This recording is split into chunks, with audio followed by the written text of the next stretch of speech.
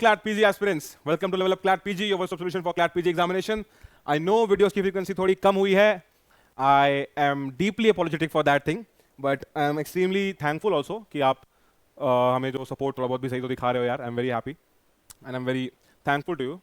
चलो, तो आज हम लोग फिर से एक केस कवर करने जा रहे हैं, ठीक है? अपना वही स्टैंडर्ड साइज, स्टैंडर्ड टेम्पलेट. भाई हम कहाँ यार किसी देख के थोड़ा ना उठाते हैं, जो है वही है अपना, ठीक है? तो यार आज शुरू करेंगे हम लोग एक case which is regarding maternity leave. भाई ये नाम जो है, हमसा Nandini Nanduri versus of India. भाई this name is very very very difficult, perform under extremely high experts. क्या बोल रहा हूँ मैं भैया, एक बार ये बताएं, एक्सपर्ट्स की देख रेख परफॉर्म किया हुआ है. So please don't write at home. Hamsa Nandini Nanduri 2-3 बार करो, परफेक्ट हो जाओगे. बाकी ये है बेसिकली हमारा आज का केस जो हम लोग डील करने वाले हैं. That is about leave, the maternity leave and the labour provisions. देखो मैंने अभी थोड़े दिन पहले एक वीडियो अपलोड करवाया था, that is about the labour law strategy. तो मैंने बोला था जो इंपॉर्टेंट केसेस होंगे मैं खुद कवर करते हुए चलूंगा. बाकी मैंने जो कोर्स में हम लोगों ने आउटलाइन कराया वो भी बताया था मैंने वहाँ पे भाई, ठीक है? तो प्लीज़ आज का वीडियो आपके लिए इंपॉर्टेंट है. अगर आप लेबर लॉ से स्ट्रगल करते हो तो लेबर लॉ की कुछ चीज़ें हम लोग बात करेंगे आज अच्छे से. तो बिफोर दैट प्लीज़ जो टेलीग्राम ग्रुप पे मैंने आज भी एक PYQ क्विज फॉर्म में अपलोड किया है. हम लोग करते रहते हैं, हम क्विज फॉर्मेट में PYQs को अपलोड करते रहते हैं. आप उसको जाइए, देखिए, सॉल्व करिए. भाई देखो क्या है ना, ऐसे से करते करते PYQ सही हो जाएंगे तुम्हारे. और PYQ अगर 2026 वाला सीन हुआ तो PYQ तो बहुत वैल्यूबल है भाई, ठीक है? हालांकि 2026 वाला सीन मुश्किल दिख रहा है मुझे, बहुत इनकॉम्पिटेंट NLU का पेपर बनाया था इस बार RML ने. अब अच्छा NLU बनाएगा तो ये सब काम नहीं करेगा, समझे? बिलीव मी, NUJS वगैरह ने किसने बना दिया तो धज्जियाँ उड़ा देगा वो तुम लोगों की. डरा नहीं रहा हूँ, बता रहा हूँ, ठीक है? डरा नहीं रहा हूँ. तो बता लगा कि यहाँ पेपर स्टैंडर्ड है, और भाई मेरे साथ पेपर स्टैंडर्ड होना भी चाहिए. फालतू एस्पिरेंट्स कट जाते हैं, ठीक है? तो भाई प्लीज़ टेलीग्राम ग्रुप ज्वाइन करिए, आपको वहाँ पे डेली अपडेट्स मिलते हैं. और उसके अलावा क्वेश्चन ऑफ द डे मिलता है, प्लस भाई आपका PYQ में डालता रहता हूँ कुछ. उसके अलावा और भी कोई जो इंपॉर्टेंट इन्फॉर्मेशन लगता है जो है इंपॉर्टेंट वो मैं बता देता हूँ वहाँ पे. तो प्लीज़ उसको ज्वाइन करिए. ज्वाइन ना करना आपकी मर्जी है भाई. मैं आपको वहाँ पे रोक के बताऊँगा नहीं हर एक चीज़ भाई, जो इंपॉर्टेंट है वो सच है भाई, बता रहा हूँ.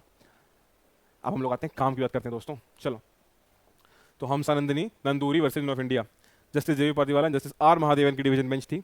ये 2026 का ही जजमेंट है अभी, मार्च का, तो इसको समझते हैं. 17 मार्च को इसका डिसीजन आया है, ठीक है? अब यार इतने फास्ट हम हैं नहीं यार, ना हमारे DNA में इतनी ताकत है कि हम एक दिन में ही डिसीजन ले आए भाई. वो क्योंकि काम बड़े हैं ना हमारे पास. पर हाँ, जो भाई डिसीजन लेके आएंगे तो ढंग से लेके आएंगे. तो अभी आगे शुरू करते हैं.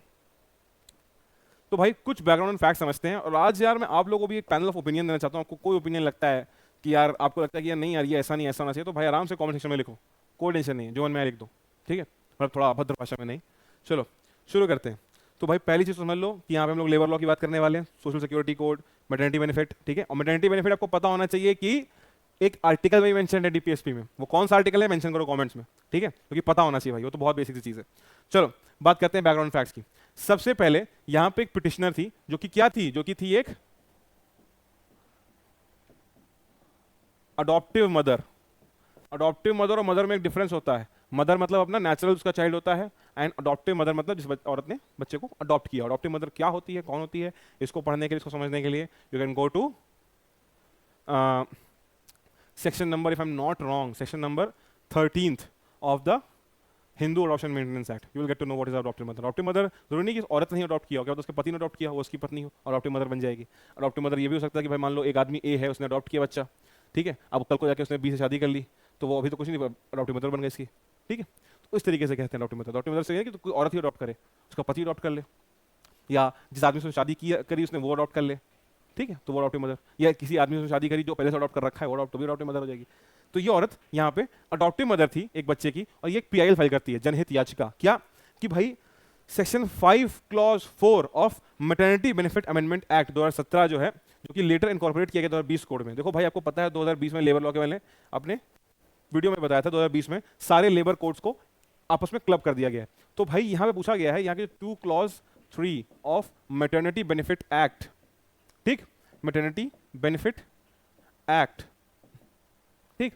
ये 2 clause 3 of maternity benefit act है, 2017 में मैटरनिटी बेनिफिट एक्ट को अमेंड किया गया था, उससे डाला गया था 2 क्लॉज 3, वो 2020 के कोड में इनकलकेट कर दिया गया था, आगे क्लब कर दिया गया था। समझ में आ रहा है? तो वो चीज जो हुई थी उसको चैलेंज किया गया, बोला उसको, इसको चैलेंज नहीं किया गया, इसको रूट चैलेंज किया गया, रूट से, इसके रूट से कि भाई कहां से 2017 के अमेंडमेंट से आया था, क्योंकि उससे पहले सारे एक्ट अलग थे, फिर बाद में तो इसमें क्लब ही कर दिया गया। तो भाई उन्होंने यही चैलेंज किया कि अमेंडमेंट ही क्यों हुआ, ये गलत रूल है। ठीक है, अब ये लॉ में आ गया था, क्या होता था इस लॉ के हिसाब से आपको 12 वीक की अडॉप्टिव लीव मिल जाती थी एक मदर को, only if she adopts a child below the age of 3 months. मतलब अब इस रूल को चैलेंज करने का रीजन क्या था कि भाई आपको अडॉप्टिव मदर को, भाई देखो जो औरत ने अडॉप्ट किया बच्चे को, जो उसकी अडॉप्टिव मदर है जो, ठीक है, उसको लीव मिल जाएगी 12 हफ्ते की, 12 वीक्स की, पर उसमें कंडीशन थी कि भाई बच्चा जो है 3 महीने से छोटा होना चाहिए, 3 महीने से छोटा बच्चा होगा तब मिलेगी, वरना नहीं मिलेगी ये लीव। अब इसको चैलेंज किया गया, बोला कि भाई इस हिसाब से तो अगर वो मदर है, वो बच्चा अडॉप्ट कर रही है 3 महीने के ऊपर का है, तो उसको कोई मैटरनिटी लीव नहीं मिलेगी। और आप खुद अपना दिमाग लगा के सोचो कि क्या 3 महीने में बच्चा इतना इनफ बड़ा हो जाता है कि उसको माँ की जरूरत नहीं होती है? Brainstorm it. एक बच्चा 3 महीने की उम्र में क्या वो इतना बड़ा हो जाता है कि उसको अपनी माँ की जरूरत नहीं पड़ेगी? तो ये इस वजह से चैलेंज किया गया कि भाई दो clause 3, 2 clause 3 maternity benefit act के अंदर ये डाला गया, 2017 में अमेंडमेंट हुआ, और फिर एग्जैक्ट वैसा वैसा क्लब कर दिया गया 2 सोशल सिक्योरिटी कोड में, कुछ चेंज ही नहीं हुआ इसके अंदर। तो इसको चैलेंज किया गया वाया पीआईएल कि भाई पता किया जाए कि क्या चेंज हुआ क्या नहीं हुआ। तो फिर अब आते हैं हम लोग कोर इशू पे, ठीक है, कि भाई whether the 3 month cap for adoptive children to qualify for maternity benefit creates an unreasonable classification under article 14। बिल्कुल सही भाई। देखो आपको एक चीज में आर्टिकल 14 भी मैं अक्सर बताया होगा, तो मैं बताता हूं। आर्टिकल 14 में बोलते हैं आप एक रीजनेबल क्लासिफिकेशन क्रिएट कर सकते हो, एक रीजनेबल क्लासिफिकेशन जो कि किस पे होगा? Intelligible differentia. कैसे? जैसे मान लो फॉर एग्जांपल आपने बोल दिया एक कॉलेज मान लो आरएमएल है, ठीक है, वो बोलता है कि भाई हम रिजर्वेशन देंगे, हम एससी को भी देंगे, एसटी को भी देंगे, ओबीसी को देंगे, ईडब्ल्यूएस को देंगे, पर हम सिर्फ यूपी कैंडिडेट को रिजर्वेशन देंगे। जैसे मैं यूपी का हूं, अगर मेरे पास कोटा है, मान लो मैं एससी हूं, एसटी हूं, ओबीसी हूं, ईडब्ल्यूएस हूं, कुछ हूं, तो मैं उस रिजर्वेशन के थ्रू आरएमएल जा सकता हूं। पर बाकी कोई बच्चा, फॉर एग्जाम्पल कोई बच्चा उसको आरएमएल आना है, पर वो बिलोंग करता है बिहार को, एमपी को, राजस्थान को, तो अब उसको जनरल कोटे में फाइट करनी पड़ेगी, भले वो ओबीसी हो, एससी हो, एसटी हो। तो अब ये चीज आपको लगेगा कि यार ये तो गलत है, पर ये गलत नहीं है। आप ये नहीं कह रहे हो कि हम बाकी बच्चों को एडमिशन नहीं देंगे, देंगे, आप जनरल कोटे से आओ। अगर आप कहते कि नहीं हम सिर्फ यूपी के बच्चों को ही एडमिशन देंगे, तब ये हो जाता क्लास लेजिस्लेशन, रीजनेबल क्लासिफिकेशन नहीं। आपने रीजनेबली क्लासिफाई कर दिया कि भाई हम अपने स्टेट के बच्चों को रिजर्वेशन देंगे, बाकी स्टेट के बच्चों को आना आए पर जनरल कोटे से आए। तो ये क्या है? ये एक रीजनेबल क्लासिफिकेशन, इंटेलिजिबल डिफरेंशिया, कि भाई हमारे स्टेट का कॉलेज है, हमारे स्टेट के बच्चे नहीं पढ़ेंगे तो कहां जाएंगे? उनको अपने यहाँ तो कुछ बेनिफिट मिले। तो भाई आपने रीजनेबल डिफरेंशिया, रीजनेबल ग्राउंड पे कि भाई अपने स्टेट के बच्चों को बेनिफिट दे रहे हैं, बाकी स्टेट के बच्चों को कोई बेनिफिट नहीं है, पर हाँ वो आके पढ़ सकते हैं, मेरिट निकालें, आ जाए पढ़ लें। तो ये क्या है? Reasonable differentia. बट अब इसको अनरीजनेबल कर सकते हो।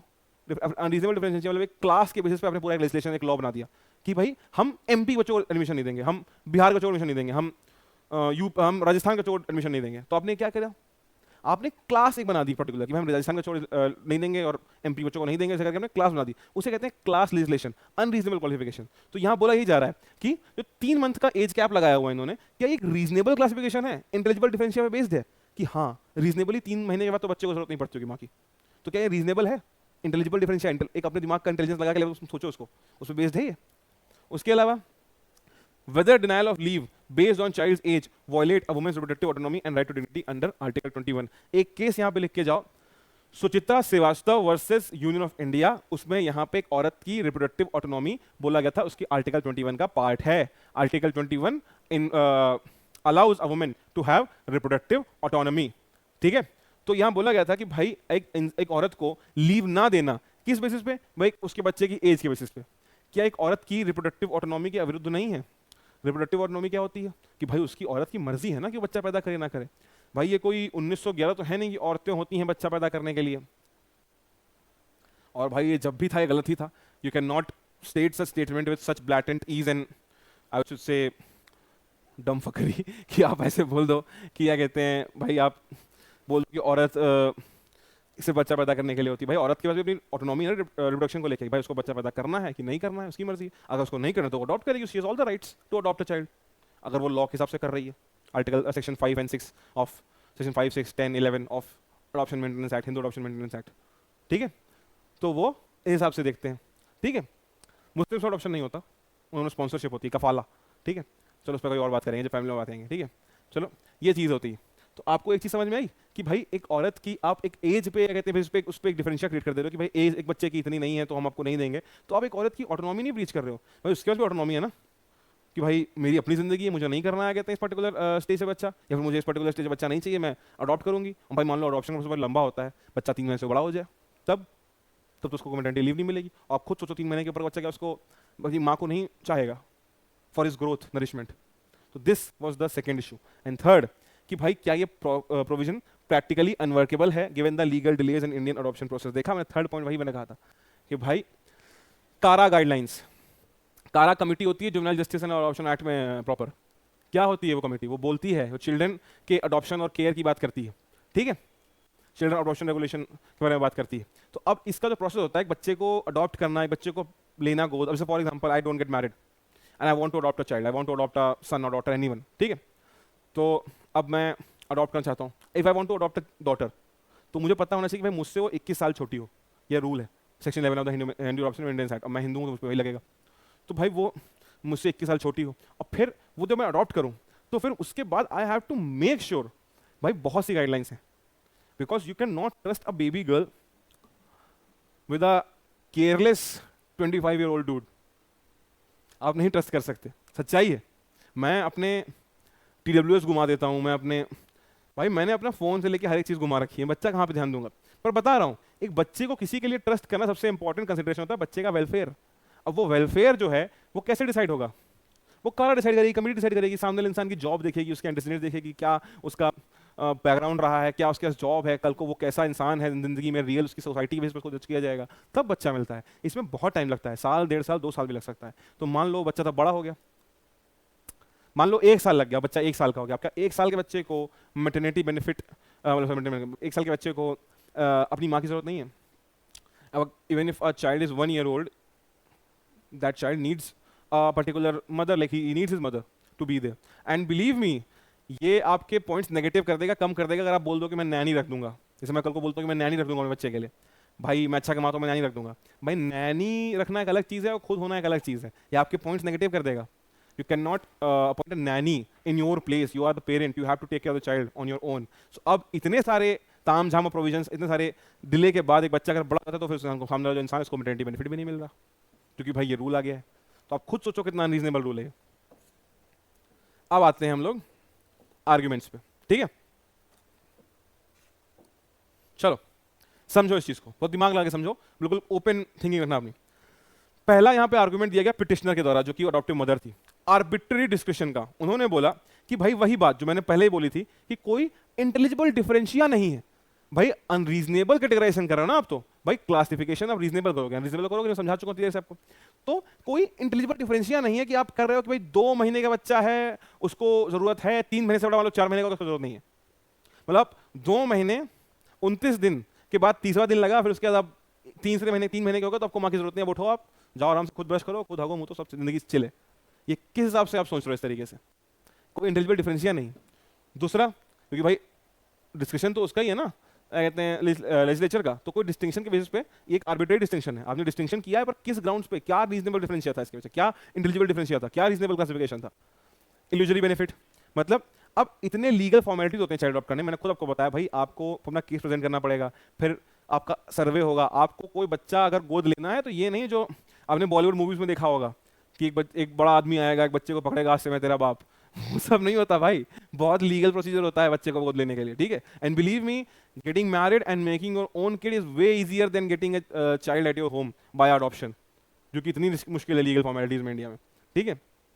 For someone like me who absolutely despises kids, मेरे लिए तो कोई टेंशन नहीं है, ना मुझे शादी में इंटरेस्ट, ना बच्चों में इंटरेस्ट, पर किसी इंसान को अगर बच्चे पसंद है, बच्चे चाहिए अपने जीवन में, तो it's a very difficult thing to get, मतलब थिंक कर रहा हूँ, मतलब it's a very difficult thing to do, ठीक है। तो इस because of these procedure lapse and procedure timelines, procedure rigour, यहाँ पे क्या होता है कि भाई जो बेनिफिट मिल भी रहा है वो 3 महीने से ऊपर हो जाता है बच्चा। तो ये इल्यूजरी बेनिफिट है, इल्यूजन क्रिएट कर दिया कि भाई आपको बेनिफिट मिलेगा, पर बेनिफिट के आगे आपने कंडीशन जोड़ दी कि 3 महीने से कम का बच्चा होना चाहिए। अब प्रोसेस पूरा होते होते वो 1 साल का हो जाएगा, तो बेनिफिट तो इल्यूजन ही हो गया ना, कहाँ रियल है बेनिफिट? भी जब तक आपने बेनिफिट लेने की सोचे तो काम ही पूरा हो गया, बच्चा बड़ा हो गया 3 महीने के ऊपर। अब 3 महीने के ऊपर तो भैया सरकार की तरफ से कोई जरूरत ही नहीं उसको केयर की। एंड फाइनली डिसेबल्ड चिल्ड्रन के अगेंस्ट बहुत ज्यादा डिस्क्रिमिनेशन है। भाई देखो, if a child is a god's child, ठीक है, he is disabled, he is not able to think like other children, he is not able to, like मैं ये शब्द यूज करता हूँ, दिव्यांग है वो बच्चा, ठीक है। अब वो बच्चा दिव्यांग है तो he is a child with special needs, तो he needs more and more attention from mother. तो इस केस में आप 3 महीने के ऊपर जो अभी 3 महीने का एक बेंचमार्क, एक थ्रेशोल्ड सेट कर दे रहे हो, आप डिसेबल्ड चिल्ड्रन के अगेंस्ट बहुत ही गलत नैरेटिव सेट कर रहे हो। आप उनको कहीं पर भी इनकलकेट करने के लिए, अकोमोडेट करने के लिए, रीजनेबल अकोमोडेशन करने के लिए नहीं यूज कर रहे हो, ठीक है। एंड फाइनली जो रिस्पोंडेंट थे हमारे सरकार, उन्होंने क्या बोला, यूनियन ऑफ इंडिया, उन्होंने बोला इंटेंसिव डिपेंडेंसी, मतलब उन्होंने बोला कि भाई एक 3 महीने के अंदर का जो शिशु होता है, इन्फेंट होता है, उसकी जो फिजिकल डिपेंडेंसी होती है वो कहीं ज्यादा होती है एक 3 महीने के बड़े शिशु से। मतलब 3 महीने एक दिन के जैसे आप होगे वैसे ही आपकी दाढ़ी मूछ निकल आएगी, आप आराम से उठ के क्या कहते हैं जाओगे, अपना काम हम सब खुद कर लोगे, ब्रश भी खुद कर लोगे, खाना भी खुद पका लोगे, और 3 महीने के ऊपर हो गए हो ना सरकार के सबसे। बदतमीजी मत करो, काम करो अपना खुद से। तो सरकार का एक बड़ा ही वाहियाती से भरपूर प्रचुर मात्रा में एक आर्ग्यूमेंट आया, ठीक है। उसके बाद लेजिस्लेटिव विजडम के बारे में बात की गई, ठीक है। बोला गया कि भाई देखो, लेजिस्लेचर कौन होती है, लॉ मेकिंग बॉडी, उसके पास पूरा पूरा डिस्क्रिप्शन है कि वो क्या कर सकती है, डिसाइड कर सकती है भाई एक कट ऑफ। कट ऑफ मतलब अब इन्होंने बच्चे की एज में भी मैटरनिटी बेनिफिट में कट ऑफ डिसाइड कर दिया इस चीज को कि भाई एक लेजिस्लेचर, लॉ मेकिंग बॉडी के पास पूरी पूरी अथॉरिटी है, डिसाइड कर सकती है कि क्या कट ऑफ रहेगा फॉर सोशल बेनिफिट स्कीम्स, क्या कट ऑफ रहेगा फॉर पीपल जिनको हमको सोशल बेनिफिट देना है, ठीक है। लेजिस्लेटिव विजडम, समझे इसको, सेकंड ब्रीडिंग की। तो भाई मुझे तो, अगर मैं ऑब्वियसली, अगर मैं तो भाई नहीं हूं, अगर मैं जज होता मैं तो ये आर्गुमेंट सुन के हंस पड़ता कोर्ट में कि ये क्या बोल रहे हो सर आप। चलो प्रोविजन देख लो, 5(4) of the maternity benefit act, जिसको 60 clause 4 of the code of social security बना दिया गया है, जिसमें ये रूल दिया है 3 महीने वाला। और आर्टिकल 14 भी पढ़ लेना मेरे भाई, राइट टू इक्वालिटी, जिसका 2 बार मेंशन कर चुका हूं मैं। तो ये प्रोविजन मैं आपको नहीं पढ़ाता हूं, मैं यहाँ पे डायरेक्ट चिपका के मैं आपको खड़ा हो जाऊं, प्रोविजन रीड करूं कि दोस्तों देखिए ये सब नहीं करता भाई मैं, क्योंकि मुझे लगता है ये टाइम वेस्ट है। काम की बातें समझो, कहानी की तरह की समझो, और मन में एक थ्रेड, एक वेब बनाओ, ठीक है। ये खुद से पढ़ो, अपने आप को और पक्का करो, कुछ प्रोविजन समझो। कुछ नहीं समझ में आ रहा है तो कमेंट सेक्शन, अब आप लोग करते नहीं हो कमेंट, तो पढ़ते लिखते नहीं हो, पर अगर कोई करता है कमेंट, एक बार देखता है, एक बार लिखता है, भाई I will be more than happy to tell you कि क्या है। And I will not be like thinking of this as a hassle, मैं आराम से आपको बताऊंगा एक शॉर्ट के थ्रू कि क्या वो चीज है, ठीक है। समझ में आया? आगे आते हैं, डिसीजन पे आते हैं। सबसे पहली चीज तो यहां पे करी गई जो मुझे बहुत पसंद आई कि भाई जो एक कैप लगाया हुआ था 3 मंथ्स का, इसको स्ट्राइक डाउन कर दिया गया। क्यों? बोला कि भाई ये जो section 60 clause 4 of social security code है, जो पहले 2 क्लॉज 3 था, और मैटरनिटी बेनिफिट एक्ट, वो अनकॉन्स्टिट्यूशनल है, क्योंकि वो एक क्लासिफिकेशन क्रिएट करता है जो कि इंटेलिजिबल डिफरेंशियल पे बेस्ड नहीं है, जो कि अनरीजनेबल क्लासिफिकेशन है, ठीक है। और बोला गया कि भाई यहां पे कोर्ट को जो मदर्स की बात कर रहा है, जिसमें ऑल अडॉप्टिव मदर्स इंक्लूडेड हैं, उनको 12 वीक ऑफ वो मिलना चाहिए लीव, वो सही है, बट बच्चे की एज इसमें कोई फैक्टर नहीं होनी चाहिए। Age can not be a factor for people to decide whether the mother should get the maternity leave और नॉट। एंड फाइनली कि भाई 12 वीक पीरियड कब शुरू होगा, जब उस अडॉप्टिव मदर जो उसकी गोद कहते हैं गोद लिया जैसे लेडी बच्चा, उसके बच्चा हाथ में आ जाए, उसको बच्चा हैंड ओवर कर दिया जाए, जब बच्चा उसको हैंड ओवर कर दिया जाएगा तब से 12 हफ्ते की लीव होती है। एंड 12 हफ्ते कितने होते हैं? 4 महीने नहीं, 3 महीने। तो 3 महीने की लीव तब से होती है, उसके पहले नहीं होती है। समझे कि नहीं समझे?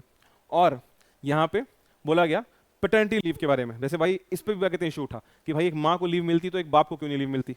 तो भाई कोर्ट ने यहाँ पे एक स्ट्रॉन्ग रिकमेंडेशन दिया कि भाई देखो, हम अब अपने लॉ लेजिस्लेचर ने बना दिया, मैं तुमको यहाँ पे सेपरेशन पावर का छोटा सा कंसेप्ट समझाता हूँ। भाई लॉ जो है वो किसने बना दिया? लॉ बना दिया लेजिस्लेचर ने। लेजिस्लेचर ने अपना विजडम लोगो लगाया थोड़ा बहुत, और उससे लॉ बना दिया। विजडम उनका गलत साबित हुआ, तो सुप्रीम कोर्ट ने इंटरप्रेट किया लॉ को, करंट सिचुएशन देखी और कहा नहीं, इसमें थोड़ा चेंज बनता है। अब पैटर्निटी लीव कि भाई पिताजी को, एक अडॉप्टिव फादर को लीव देना, क्या ये भी सही है? मेरे से सही है भाई, अगर एक मदर को लीव मिल सकती है तो फादर को नहीं मिल सकती? We live in the status of equality and opportunity and utmost brutal feminism. तो भाई एक औरत को अगर लीव मिल सकती है तो एक बाप को भी मिल सकती है। If I adopt a child then I should also get a 12 week leave, ठीक है। तो ऐसे टाइप की चीज है ना कि ये चीज भी होनी चाहिए। अब इस पे सुप्रीम कोर्ट कोई रूल नहीं बना सकती, because this is a part of rule making, not rule interpreting. Women की मैटरनिटी लीव पे रूल ऑलरेडी था, तो उसको इंटरप्रेट करके चेंज किया गया, सही किया गया। बट पैटर्निटी लीव, फादर की लीव पे रूल अभी नहीं है, तो वो बनाना पड़ेगा। वो किसका डोमेन है? लेजिस्लेचर का। सुप्रीम कोर्ट ने कहा भाई इस पे रिकमेंडेशन दी कि भाई आप लोग इस पे थोड़ा काम करिए और इस पे भी कोई रूल बनाइए, ठीक है। This was the rule that was laid down in this case, और ये सारी चीज़ें इसमें हुई थी। ये सारे के सारे टर्म आपको समझा दी जो इंपॉर्टेंट चीज़ें थी इसके अंदर समझने के लिए। अब आ जाओ डॉक्ट्रिन्स पे। भाई ये दोनों डॉक्ट्रिन बताई भी हैं। रीजनेबल तुम्हारा अकोमोडेशन, ठीक है, रीजनेबल क्लासिफिकेशन, कि भाई आप क्लासिफिकेशन रीजनेबल पे करते हो। ट्विन टेस्ट कहा जाता है इसको, कि भाई आप क्लासिफिकेशन करोगे on the basis of intelligible differential, मतलब एक क्लियर डिस्टिंक्शन होना चाहिए, और रीजनेबल नेक्सिस मतलब जो डिस्टिंक्शन आपने, जो डिमार्केशन, जो एक अंतर किया है, उसका जो लॉ जिसके अंदर आप अंतर कर रहे हो उसके गोल से अलाइनमेंट हो। मतलब मैटरनिटी बेनिफिट का अलाइनमेंट है, मैक्सिमम से मैक्सिमम औरतों को मैटरनिटी बेनिफिट मिले, ना कि मैक्सिमम से मैक्सिमम औरतों को मैटरनिटी बेनिफिट छिन जाए 3 महीने के रूल की वजह से। तो आप यहाँ पे ये काम ऐसा कर रहे हो कि आप लॉ के ऑब्जेक्ट, जिस लॉ के अंदर आपको अपहोल्ड करना है, उस लॉ के ऑब्जेक्ट को भी बढ़ावा दे रहे हो, ठीक है। और उसके अलावा आप यहाँ पे एक चीज कर रहे हो कि आप यहाँ पे इंश्योर कर रहे हो कि आप एक रीजनेबल क्लासिफिकेशन कर रहे हो of intelligible differentia and reproductive autonomy, जो सुचिता श्रीवास्तव केस में बोला गया था। क्या बोला गया था? सो इन केस ऑफ सुचिता श्रीवास्तव यहाँ पे ये बोला गया था कि भाई एक औरत के पास पूर्णतः अधिकार है कि वो अपनी जिंदगी की, अपने रिप्रोडक्शन की ऑटोनॉमी को डिसाइड कर सकती है। Either she can have a child और she can adopt a child. She has all the rights and all the choice to adopt a child, and this right of motherhood rather than being a biological mother can not be snatched away from her by making rules which are so unreasonable, which can limit her like maternity benefit, which can limit her social security. So ये भी यहाँ पे doctrine जो enunciate हुई थी, the doctrine of reproductive autonomy. Case में फिर से बोलता हूँ, Suchita Srivastava versus union of India. I guess आपको समझ में आ गया। मतलब नोट्स में तो नोट्स तो मैं क्या ही देता हूँ, मतलब मैं डिस्क्रिप्शन में ऐड करा दूंगा, आपको समझ आएगा। बेसिक सा केस है, Suchita Srivastava versus union of India. तो दिस वाज द जजमेंट, ठीक है, ठीक है। तो प्लीज़ टेलीग्राम ग्रुप को ज्वाइन करिए और चैनल को सब्सक्राइब करिए for more such content, and will be back with more and more content. And I am thinking कि मैं क्या करूँ, टेलीग्राम ग्रुप ज्वाइन करूँ तो वहाँ पे क्वेश्चन पूछता हूँ कि अगला कंटेंट किस पे आना चाहिए, तो आप लोग पोल कर सकते हो वहाँ पे। ऐसे मैं भी सोच रहा हूँ कि अगला कंटेंट क्या करूँ, क्रिमिनल लॉ को कंसेप्ट समझाऊँ या कोई केस समझाऊँ, मैं कोई केस समझाऊँ कि क्रिमिनल लॉ को कंसेप्ट समझाऊँ। तो कोई, तो आप वहाँ पे अगर रहोगे ग्रुप पे, देन यू कैन वोट कि सर नहीं मुझे क्रिमिनल लॉ समझना है या फिर मुझे केस समझना है, तो I can proceed as per that. अगर कोई 2 ऑप्शन है तो अगर मैंने एक पहले बताया दूसरा मैं कवर करा ही दूंगा, बट पहले क्या। तो प्लीज टेलीग्राम ग्रुप ज्वाइन करियो एंड चैनल सब्सक्राइब करो for more and more such content. Thank you for watching. This is Shaurya Shukla signing off.